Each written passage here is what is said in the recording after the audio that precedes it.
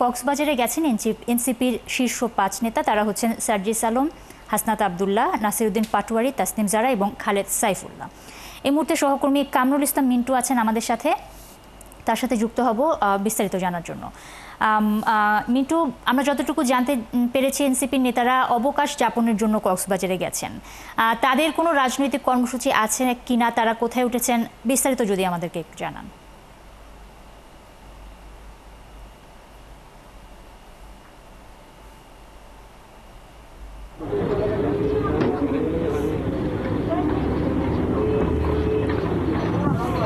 রাজনৈতিক কোনো কর্মসূচি আগে থেকে দেয়নি, সুতরাং আমরা বলতে পারি যে কোনো রাজনৈতিক কর্মসূচি ছিল না। এবং তারা হঠাৎ করে যে এনসিপির পাশ যে নেতা যখন আসছে কক্সবাজার বিমানবন্দরে আসছে 11:30টার সময় বাংলাদেশ বিমানে করে, তারা 5 জন করে আসছে। এখানে যারা স্থানীয়রা আছেন, স্থানীয় বলতে কি এখানে যারা বিমানবন্দরের আশপাশে যারা কাজ করেন তাদের অনেকের সাথে আমাদের কথা হয়েছে। তারা বলছেন তাদেরকে চিনেছে, একটা মাইক্রো করে তারা এখান থেকে স্থান ত্যাগ করেছে বিমানবন্দর থেকে। অর্থাৎ 11:30টার যে বাংলাদেশ বিমান, সে বিমান করে আসছিল।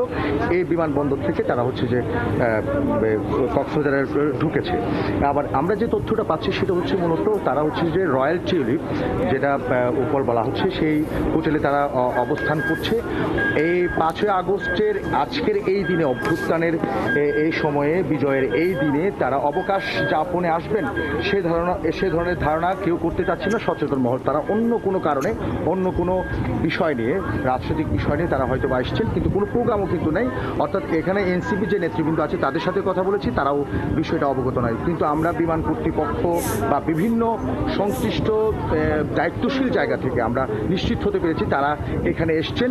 এবং আমরা এও শুনতে পাচ্ছি তারা একজন আমেরিকার সাবেক রাষ্ট্রদূতের সাথে বৈঠকে বসছেন, সে খবরটা পাচ্ছি। তবে আমরা আপাতত এটা তথ্য নির্ভরযোগ্য সূত্র থেকে পেয়েছি, কিন্তু এখনো পর্যন্ত আমরা ওইভাবে ঢালাভাবে বলতে পারি না। তবে তারা যে কক্সবাজারে এসছেন বা তারা একটা হোটেলে, বিলাসবহুল হোটেলে উঠেছেন 5 জন, সে বিষয়টা আমরা একেবারেই নিশ্চিত হতে পেরেছি। এবং সেই বিষয়টি তারাও নিজেরাও, অর্থাৎ সার্জিস আলম, হাসনাত আবদুল্লাহ, তাসনিম জারাও তারাও নিশ্চিত করেছেন যে তারা কক্সবাজারে এসছেন। কি কারণে এসছেন তারা এখনো পর্যন্ত সেই ব্যাখ্যাটা এখনো দেয়নি।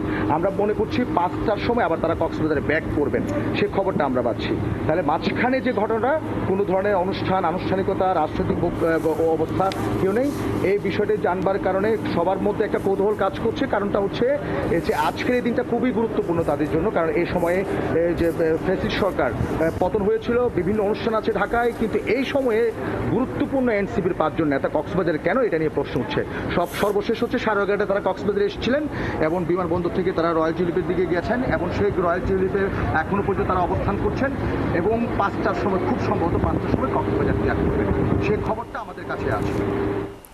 কামরুল, আপনি অনেক ধন্যবাদ আপনাকে আমাদের সাথে যুক্ত হওয়ার জন্য। নিশ্চয়ই পরবর্তী কোনো আপডেট থাকলে আপনার সাথে যুক্ত হয়ে আমরা সেটা দর্শকদের জানানোর